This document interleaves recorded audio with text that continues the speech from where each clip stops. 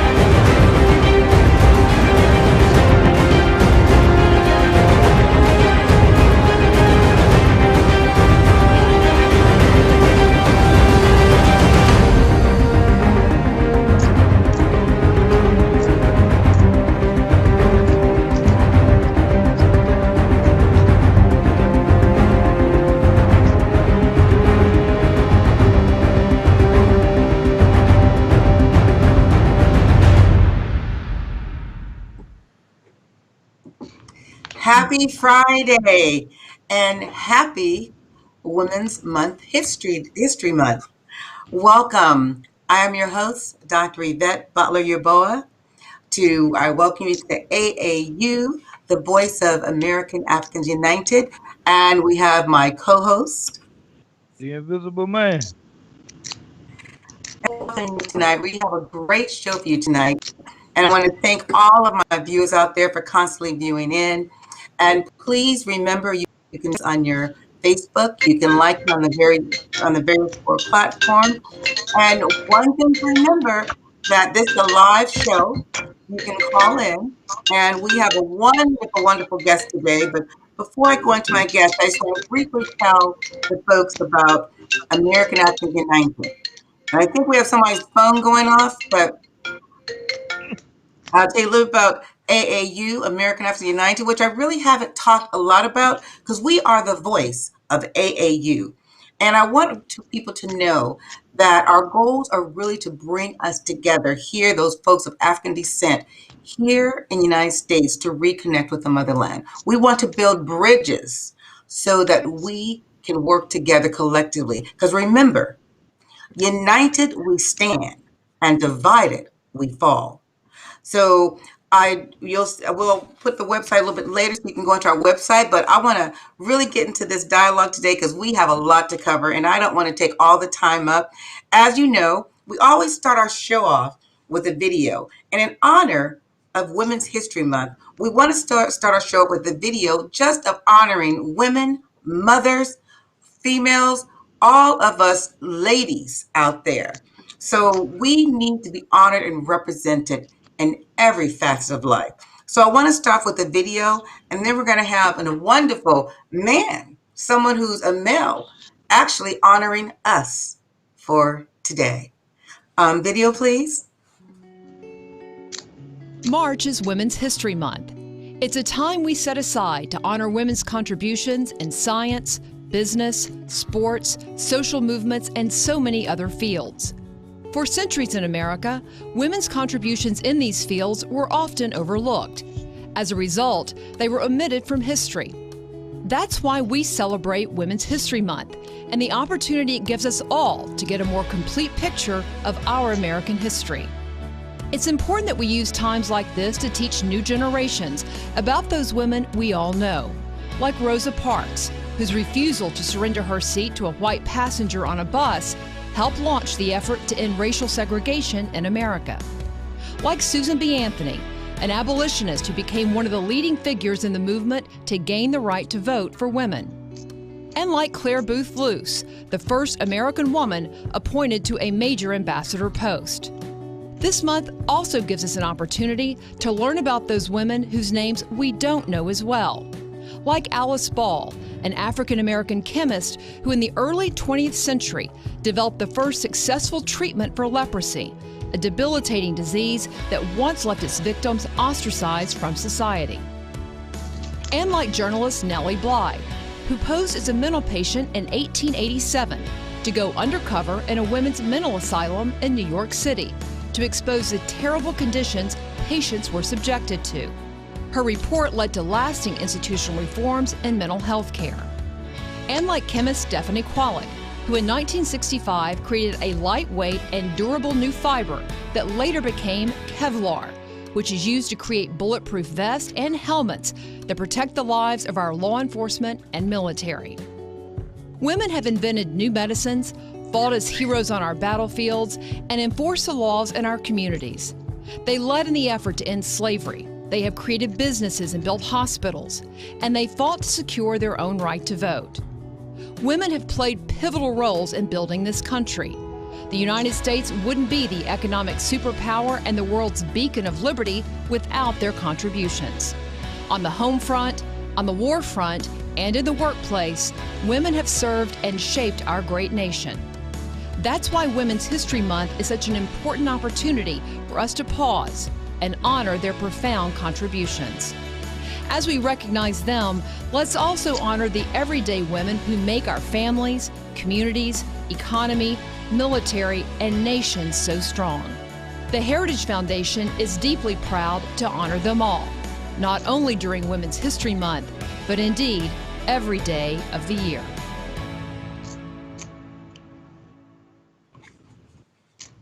Thank you so much. And I do want to remind everyone there's going to be another woman in history, the woman in history who actually has now started creating the COVID vaccine. So this is the old one. We got to remember, without women, we wouldn't be here today.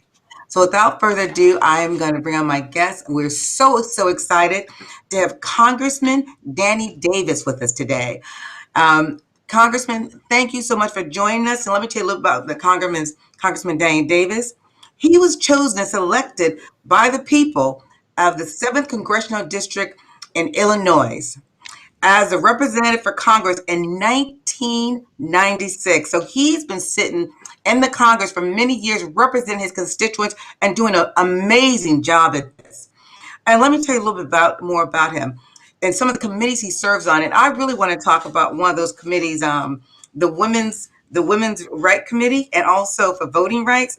But yet, he actually was reappointed on the Committee for Ways and Means. He serves on as a chairman of the Worker and Family Support Subcommittee and on the Trade Subcommittee. Congressman Davis is a member of several caucuses. I won't go into all. I'll just name a few. He's a member of the Congressional Black Caucus, the Progressive Caucus, the Urban Caucus, and also the Congressional Caucus on Reentry, which I have a passion for the reentry. So I would like to talk to you a little more about that later on.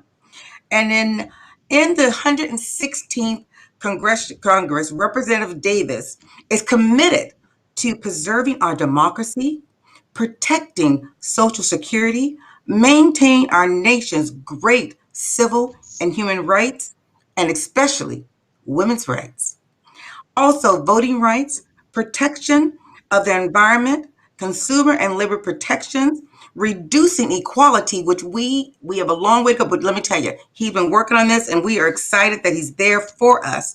And also, education, youth, and criminal justice reform. Just a little bit to say, before he came to Congressman, people, don't think that everyone has to have a law degree and all these other things. And I tell people, because most people say politics is not for us. Politics for the people who care about the community. If you care about your community and you feel you can make a difference, you should run for office, in any office, because we need people who are like us, who know the people, who aren't just lawyers, doctors, but definitely people who are out there.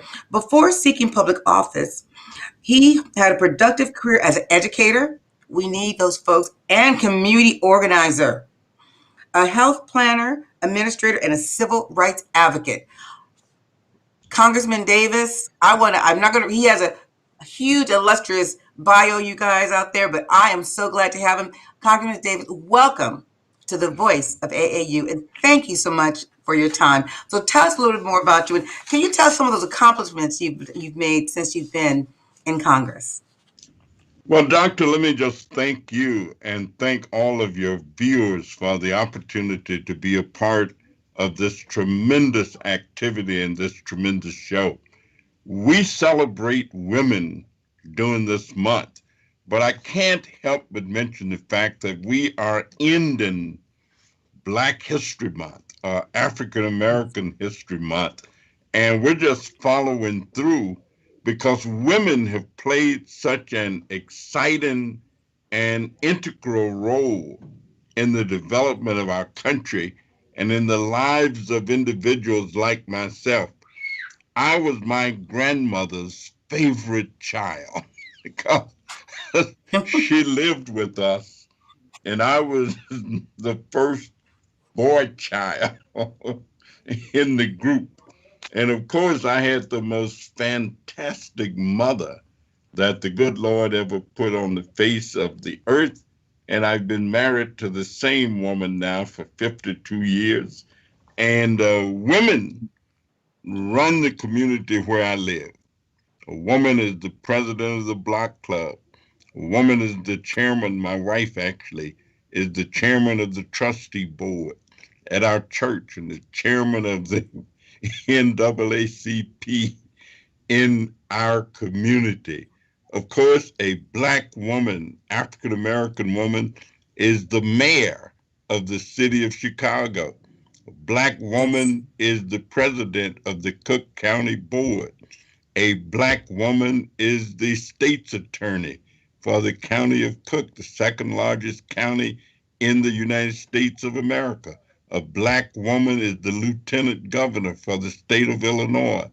A Black woman was just elected to be chairman of the Democratic Party of the state of Illinois, my colleague, Robin Kelly. And so Black women, we are surrounded in Illinois where Black women are the leaders of what is going on. what a black woman heads up the Chicago public school system is the superintendent of schools. And so black women, of course, we have superstar athletes who play professional basketball. So black women is the key to our survival and development here in the state of Illinois. And I am so proud to be among them. A black woman is the Senate Majority Leader in the state of Illinois. My state representative is a black woman, Camille Lilly, and Kimberly Lightfoot is the state senator who does. So history is not just what used to be and what people have developed, but history, I often say, is mystery because it is my story. A black woman taught me how to read, and she taught us to separate words. And so many people thought of history as being his story. But we say mystery is my story. And each one of us have a story to tell today. So I commend you for your leadership, for bringing this kind of information to people so that they can know.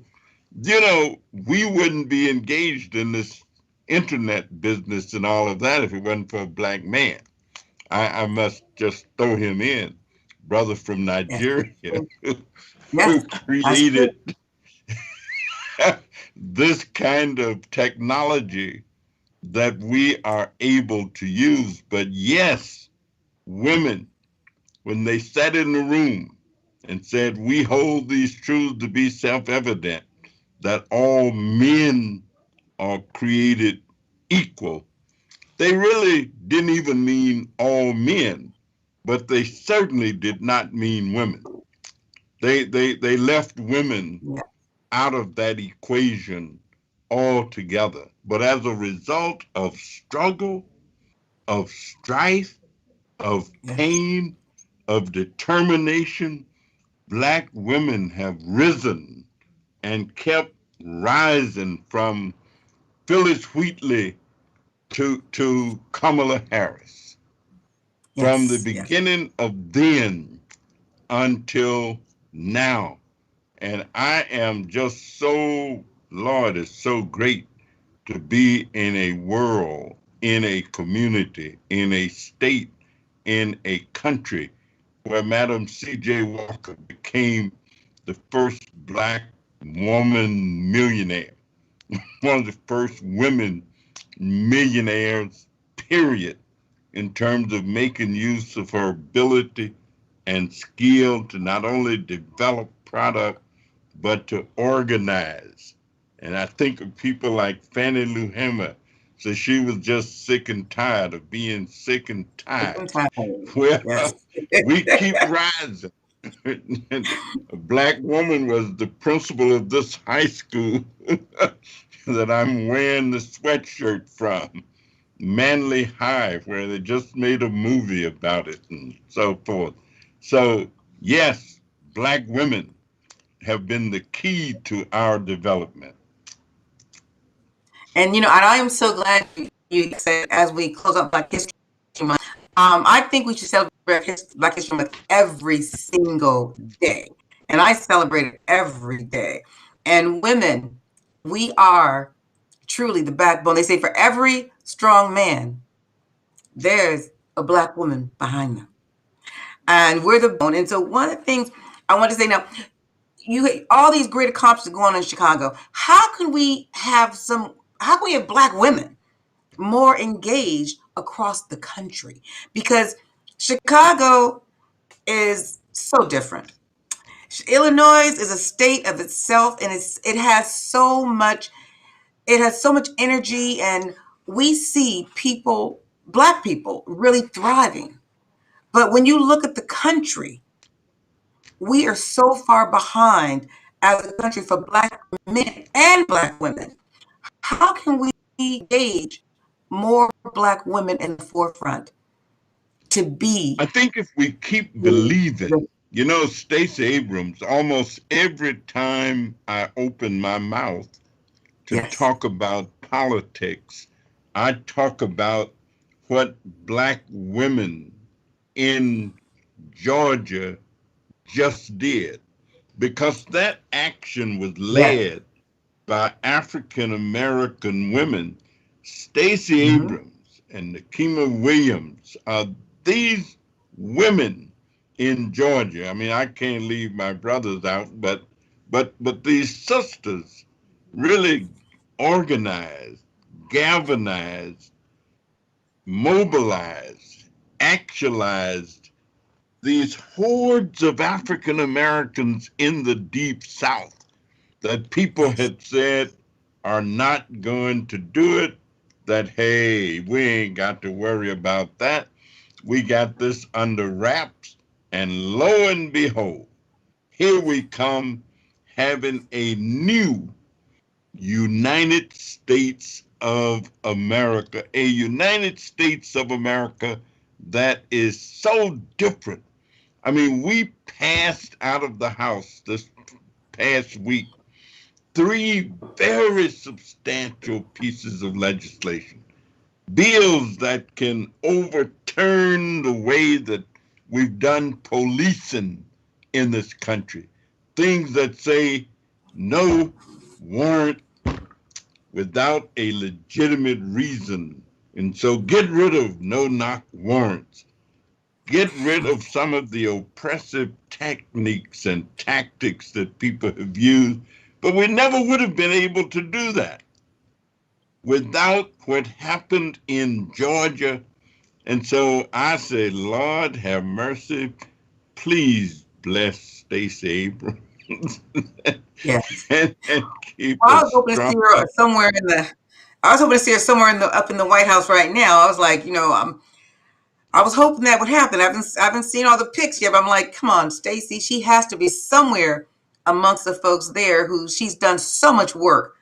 And the work she did in Georgia was historical. The way they And turned she Georgia knows around what was she want to do. historical. Yes, yes. Yeah, So she I'm hoping to knows see her. where she wants to be and what she wants to do. You see, when you are just self-directed, but when your steps are ordered, you know, we Yeah, sing a song at my church where we say, order my steps. And so her steps are being ordered and her work is being ordained. And so she's yes, not worried about no titles and what she gets or what she won't or what President Biden will do for her. She is secure in terms of knowing how she wants to make use of herself. And those are the kind of people that we need in public leadership. We're not just yes, looking for a title or, hey, I got elected to this, or I'm the head of that, or I did this. No, what can I do that's going to help elevate the masses? That's why I do reentry. I do reentry because there are more than 2 million people locked up in jail and prison. And we know that the disproportionate share of those are African American males, and coming yes, right behind are young Black women for a young whole female. lot of reasons that we got to get rid of. And so we got to look out for those at the bottom so that we can elevate the quality of their lives and of their being. And Yes. mothers and women are the key to the survival of our race and the survival of our communities. And on that note, I want to, women, and especially Black women, have been so, we're so critical and so crucial in the roles. But as we look at what's happening with COVID, how has it affected, especially women of people of color, but women in color? And we're looking at the rollout for the vaccines and things are happening the numbers who are dying. How has it affected us and what role do we play and how can we change what's occurring? Because right here in the state of Maryland, when we look at the vaccine rollout, we're the last individuals to have access in our communities. What can we do as women? And tell us a little bit more about how this pandemic has affected us as women. You know, Marvin Gaye had a song that he used to sing, uh, who will save the world? Who's willing to try? Who will save a world that is destined to die? Save the children, save the baby. Let me tell you, President Biden, and I give him credit for saying he wants to do this, has said that he wants to reduce the highest level of poverty. And the most poverty-stricken group in our society are children. Children. Yes. And if we can reduce the poverty among children, when I talk to children who are disadvantaged and ask them what can the government do to help them, they often say, help my parents. If you can help my parents to be the best parents they can possibly be, if you can help my family to have the resources that we need so I can get a good education, so that I can have a warm place to live, so that I can have the nurturing that I need to become the adult that I have the potential of being. That's why we have to save the children, foster children, disadvantaged children, homeless children, children that people sometimes leave alone, children who are sometimes molested. We must protect and save the children at all costs. And so when we look at what we've done and what we're doing, making use of child tax credits, making use of credits for individuals who have children, making use of resources for things like TANF, temporary assistance for needy families. When we put resources into the children, we're putting resources into the future of America. And there's nothing better that we can do than to know that, understand that, and make that happen. Now, let me ask, what percent of descendant households being headed by women? What advice can you offer? What can you offer us? Well, let me tell you, women are indeed the head of many, many, Yes. many households. And not only that, is women oftentimes work in low wage jobs. That's why we need to make sure that $15 an hour is in fact the minimum wage, and that we've got to find a way, no matter what the naysayers say, no matter what individuals say about how this is going to hurt the economy, it's going to hurt their business. Well, if it's going to hurt your business, raise whatever it is that you're selling. I mean, whatever it is, but there is no way that individuals ought to work and not earn enough money to care for themselves and their family. There are thousands and thousands of women who work in daycare centers and daycare programs, early childhood education activity, who cannot afford to put their own children into the places where they work because they don't earn enough. And so we need to make certain that low-wage individuals get an opportunity to work with dignity, to work with pride, to work with the understanding that they are earning enough money to care for themselves so they don't have to leave work and run up to the welfare office on the way home to try to have enough food to feed their families and feed their children. And that's why we're going to stay the course. We're not going to give up on this raising the minimum wage.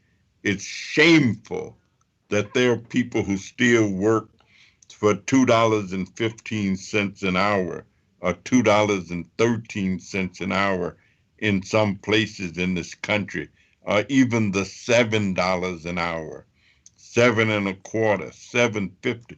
You can't live on that. I grew up in rural America where we used to chop cotton, pick cotton, and you can't live on that. Even living as my parents lived and as my parents worked. So we've got to make sure that we reach down to the bottom and lift individuals up so they have the dignity and the pride in what they do and can have a decent living. Now you're talking about the decent living, and we know, like, now in recent times, it's been for gender equality and parity in wages. What are some of what are the we've come far away. We've come far, they say, but how much further do we need to go? Because I love the buzzwords: equitable education, equity, and we are nowhere near this as far as Black women and a Black community. How far, tell me a little about how far you think we've come, but how much further do we need to go?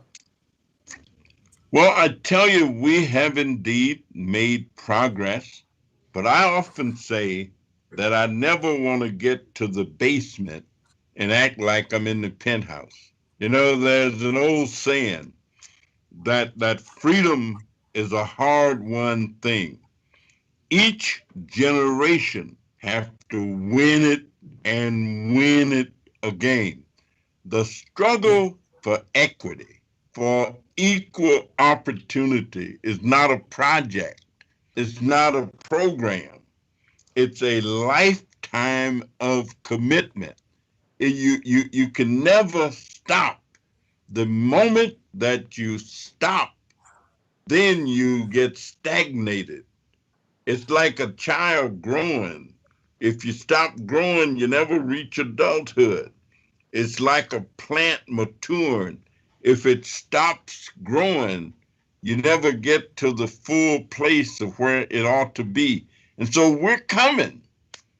I never want us to believe that we're not coming. I never want us to believe that we're not making progress. I never want us to believe that we can't move up another notch.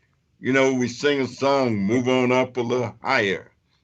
Sister Rosetta Tharpe used to sing that song, talking about Black women. Move on up a little higher. Go meet with Paul and Silas. Go move on up a little higher. And so you got to keep going. There are people who would have told you that there's no way that an African American woman would be vice president of the United States of America. Growing up, people would have told me you won't ever be able to rub elbows with the president of the United States of America and high five it with Barack Obama from the other side of town. And so there are those who are trying to keep us from first believing. If you can believe it, then you can achieve it. And so we have to help make sure that our children grow up believing they can overcome any obstacle. They can defeat any foe. They can accomplish whatever they will. Up you mighty people, conquer what you will. And so we look to what our leaders have told us. You know, when I listen to Phenomenal Woman and know that my homegirl Yeah. wrote that from Stamps, Arkansas. That's my and favorite poem. yes. So we just kind of keep on coming and keep on moving. And we do have phenomenal people. We can't we didn't create the past, but we can determine the The future. future. And so I often will just say, keep on going. Keep though it the road may be rocky. It have faith in what you are trying to accomplish. And if you do that, you can get to the top. And once you get wherever you're going, always make sure that you are bringing someone else along with you. I was thinking of Carter G. Yeah. Woodson the other day, and he said, don't go to the back door. Woodson said, if you control a man's mind, and he meant woman too, you don't have to tell them to go to the back of the bus. You don't have to Yeah. tell them to stay in their place. He said they will find their place and stay in it. And they'll come through the back door, and if there is no door, they'll get themselves an axe, a chisel, or a hatchet, or something and cut one out. So we must always strive to be the best. I often say to young people when I'm speaking to them, same thing my mother used to say to us: good, better, and best. Never let it rest until your good becomes your better and your better becomes your best. I want to jump in. Go ahead. Science, technology, engineering, and mathematics, commonly called Mhm. STEM, is a program that involves young girls in education. And could you address that, please, sir? Well, let me tell you that we introduced a bill not long ago. We're going to reintroduce it, calling for low income families to be able to use up to $10,000 a year in tax credits to purchase equipment, to be able to access the internet, to have all of what they need. Just this morning, we had our technology advisory committee meeting, and it was just great. We had on there, we had Google, we had Accenture, we had the colleges and universities, our city colleges, we had Blacks in Technology. We had just a wonderful, wonderful discussion in terms of telling how programs can be developed to make sure that our young children have access to programs. For example, we're getting ready to reinstitute something called earmarks. And all that really means is that the legislative branch of government will be able to direct some resources directly, meaning that members of Congress will be able to say, I want you to fund this program. If it's a good one, I want you to fund this program. If it's a 501c3 tax exempt organization. And I said to the people on the call this morning, develop some great programs to teach children how to be STEM ready. Teach children how to make use of all this great technological stuff.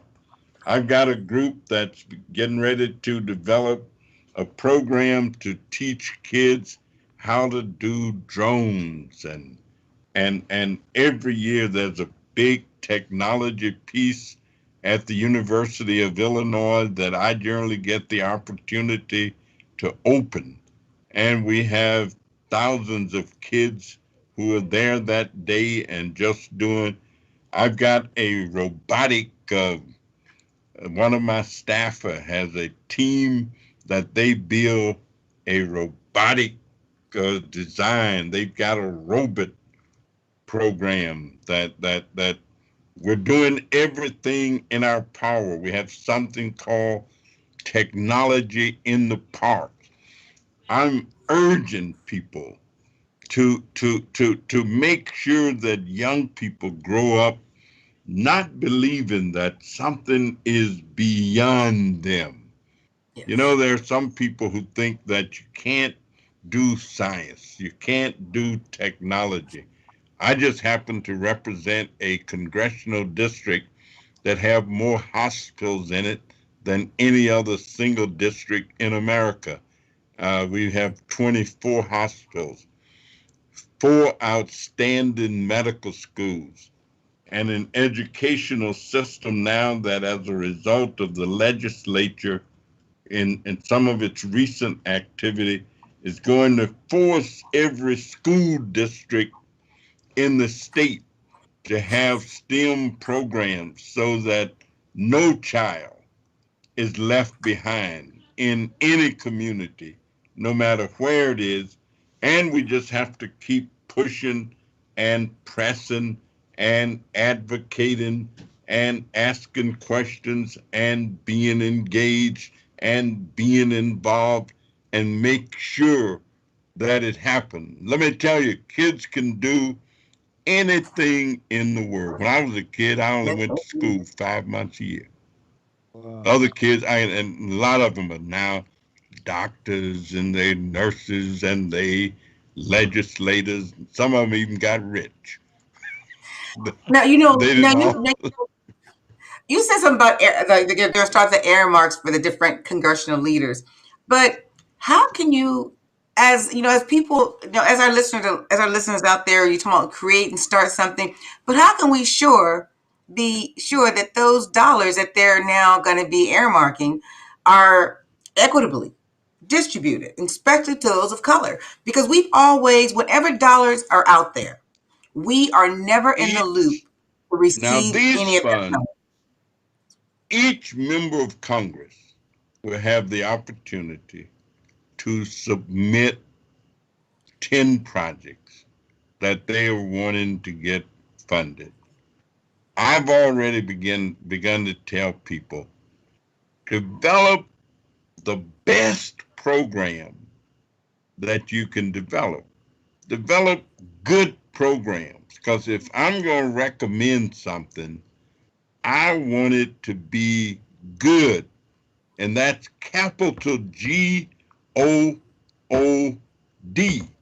Otherwise, I can't recommend it. Mm-hmm. I mean, I understand all the problems we've had. I understand this and that. I know the challenges and I know the difficulties, but I've seen too many people come from very disadvantaged backgrounds who have moved to the top of whatever it is that they do. Individuals, Dr. Daniel Hill Williams, brother man, did the first open heart surgery. We saw the sisters who were the hidden figures. They didn't Mm-hmm. all have everything that they needed to have to develop the skills and acumen that they developed. But as a result of what they did, we were able to go to the moon. And so you got to let kids know that life for us ain't been no crystal stair. That people have had to overcome obstacles. But let me tell you, if you buckle down to it, I see where Hank Aaron passed away not long ago.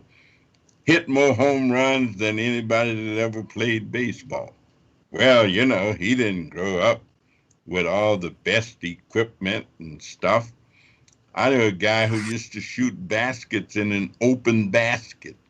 Bob Love, who used to score 30 points, grew up in Louisiana, and and they put the basket on the tree and learned to shoot baskets in a basket with a hole cut out.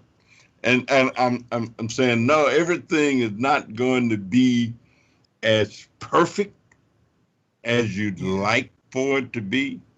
Everything. Let me tell you, Miss Beatty King, the woman who taught me, she used to walk 5 and 6, 7, 8 miles to get to school. And sometimes in the wintertime, her husband, Mr. Love, would drive her in his wagon. And she always mentioned Miss Beatty because she was the best teacher one could ever have. I bet she wasn't making $250 a month. But she was passionate about what she did. And she kept telling us and pushing us and saying, you can do this. I used to teach kids who weren't supposed to make it in the inner city. Now some of them are everything you can possibly be. And they did it. If they could do it, others can do it. And we have to help them to know that you can be, hey, black child, you know, you can be whatever you want to be. You can do whatever you want to do. We can organize ourselves to have the power and influence to engage in public decision making so that we get our share of the resources. And so praising women during Women's History Month and Black women, I make no bones. I represent an area that probably has as many non-African Americans in it as African Americans. I make no bones about that. I take the position that if I can't be philosophically as black as the ace of spades, then there's no point in my being in public office. There's no point to people wasting their vote or putting their hope.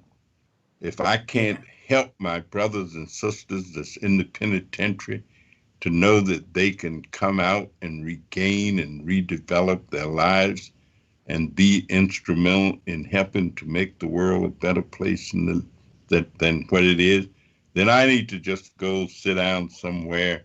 You know, it's like the prophet said, if you work, you got to put yourself into it.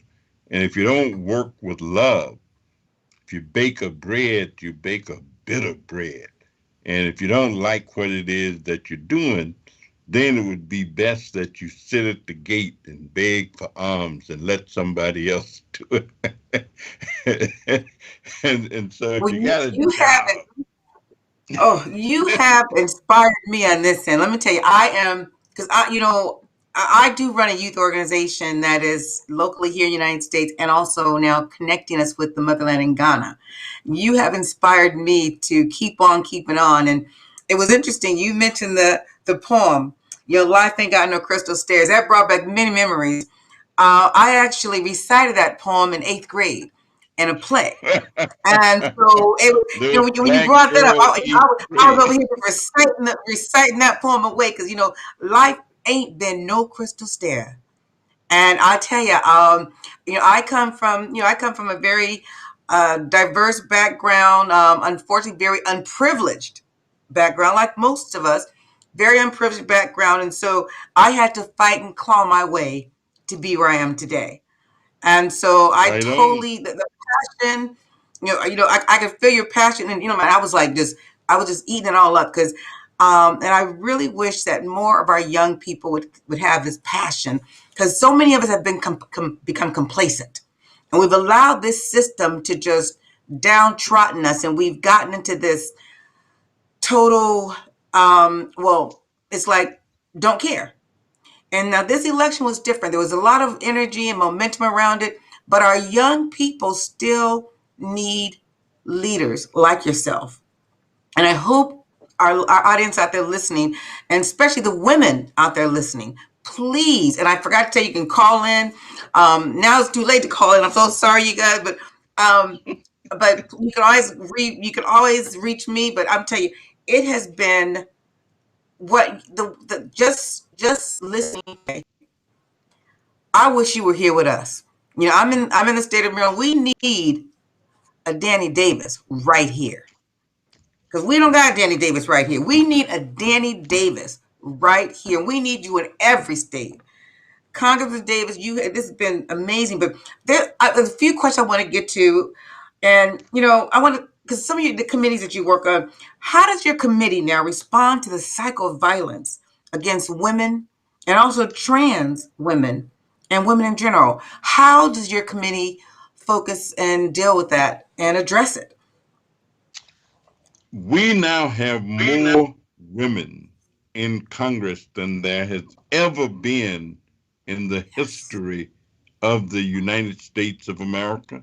And they are Black women, they're African American women, they're Native American women, they're Indian American women, they are white women, they're women from all walks of life, and women are leading. I often counsel young males and so forth, and I tell them, look, you better understand, if you've got an anger problem that leads you to believe that you can misuse and mistreat your significant other or whatever, brother man, you in the wrong century. You better hold that back or go get you some help, because women are making certain that this is not allowable, and that if you do it, then you're going to pay the price. There are consequences, and you shouldn't be doing it no way. And if that's been your belief, if that's been your training, if that's what you saw your grandfather do, or that's what you saw whoever, then you better find something else. And so we are enacting laws. Let me tell you, if people read the George Floyd Policing Act and see what's in it, then they see what we are capable of changing and what we are capable of doing. And so some of these things that people say I'm actually a psychologist by training.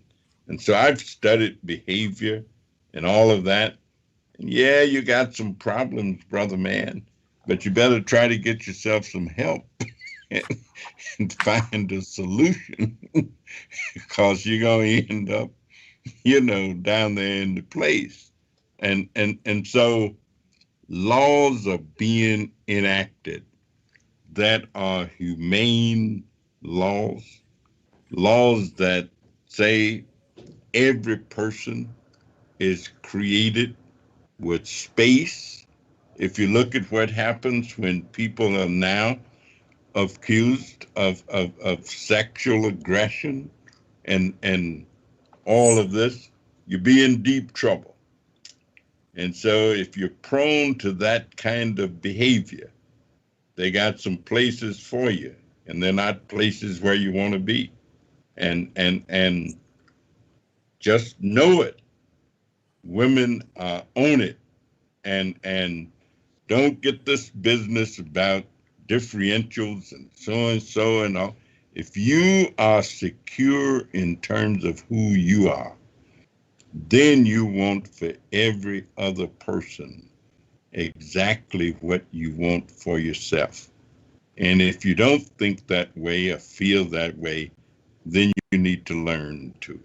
So we've got outstanding legislators who are trying their level best to make certain that every person in this country is able to have their justice and to be treated fairly, justly, and with dignity. And that's where we're headed. We have about eight Wonderful. minutes left, and Oh, I wait a minute. just want. Well, let me ask one more question, and then you can jump in. I want to ask because we're on this thing about women, and and not just because Afro descendant women, we suffer pregnancy complications 3 times as white women do. In your committees, are you addressing that at all? And if you are, how are you addressing that? And what type of policies are you guys trying to put out? Because this has been an ongoing complication for us. For Black women, highest infant mortality rate. We have the highest complication rate during pregnancy. Of course, we're on the lower totem pole of healthcare and access to healthcare. So what is your committee doing to address some of those issues for women? Yeah, actually, many of the committees are doing different things. I serve primarily on the Committee on Ways and Means. And in Ways and Means, we are the tax write-in committee. The subcommittee that I chair is called Worker and Family Protection. Yes. The much of what was in the stimulus package that we just passed, the $1.9 trillion, 941 million of those dollars will come through and came through the Ways and Means Committee. I also serve on the Committee on Government Reform. 350 billion of those dollars is coming through the Government Reform Committee. So both of my committees are primary committees that attempt to help create the economic assistance as well as the legal protections that people need in order to successfully navigate life in the country. There are some other committees that do some of the same things. For example, our committee plays a big role in finding a way to pay for the programmatic things that we say we're going to do.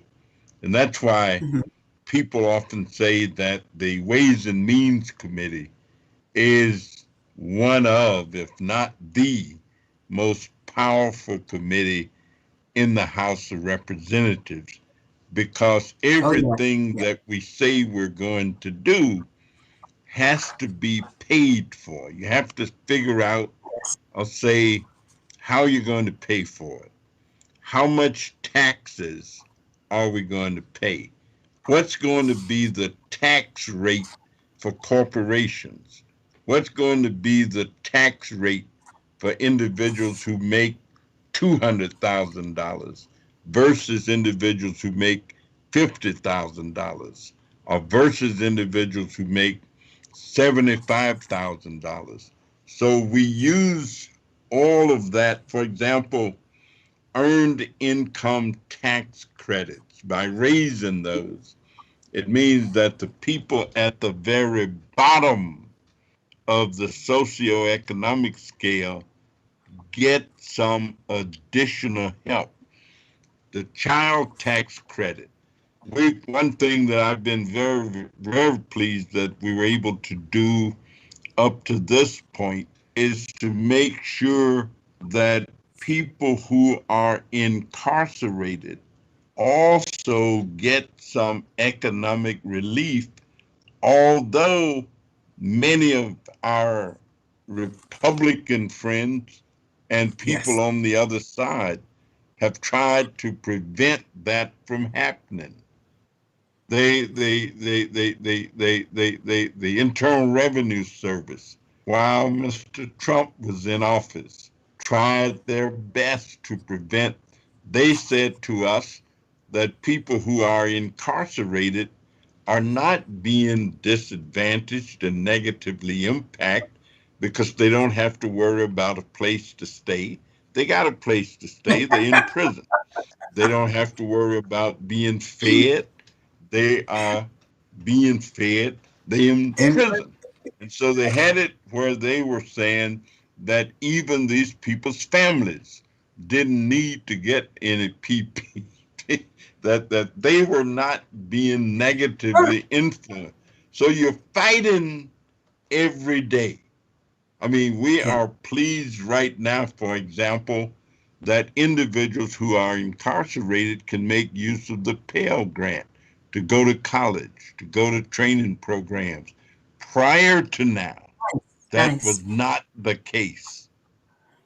That And was the that's good to case. know because I did not know that. And I don't think a lot of people who are incarcerated know that. They know many of them are learning it now.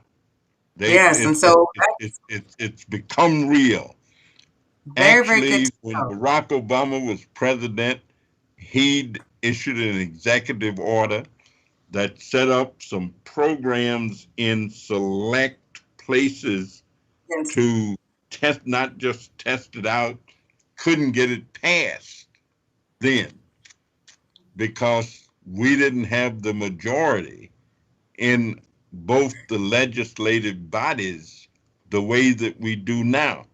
So the reason I always say that the people in Georgia just did the whole country, because until we got those 50 members of the Senate where we can have a tie vote on some of these issues when it gets to the Senate and the vice president can break the tie.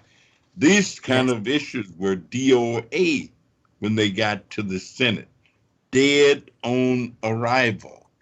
And so we could Mhm. do whatever we did in the House. And I must say that under the leadership of Nancy Pelosi, we passed all kind of great stuff during the last session of Congress, not to mention what we just passed last week. I mean, last week we passed enough stuff for you to be going through for the next 10 years. But we just started. We're not stopping. We're just beginning.